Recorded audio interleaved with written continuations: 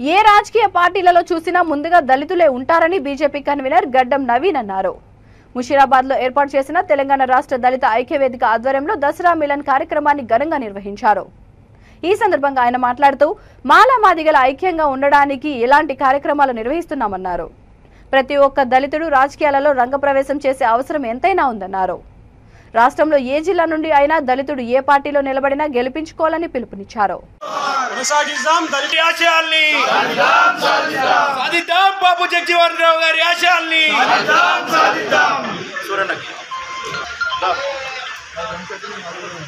అమ్మా రచనమ్మా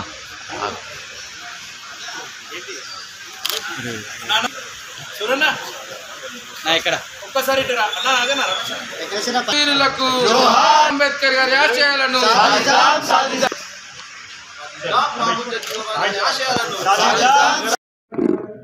జై భీమ్ అందరికీ. ఈ యొక్క తెలంగాణ దళిత ఐక్యవేదిక దసరా మిలాప్ కార్యక్రమానికి సుందరయ్య విజ్ఞాన కేంద్రానికి పెద్ద ఎత్తున ఈరోజు కార్యక్రమం జరపడం జరిగింది.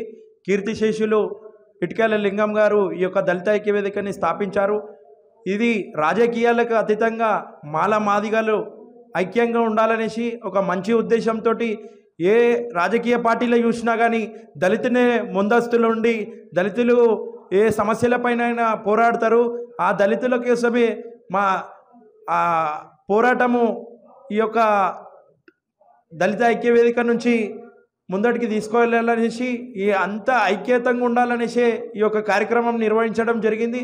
ఈ యొక్క కార్యక్రమంలో అందరూ పార్టీలకు అతీతంగా Congress, BRS, BJP, CPM, BSP party నాయకులు అందరూ కూడా ఈ యొక్క కార్యక్రమానికి విచ్చేశారు. కాబట్టి దళితులు కూడా ముందస్తులో ఉన్నారనేసి ఈ యొక్క సభాముఖంగా తెలియజేస్తున్నాం.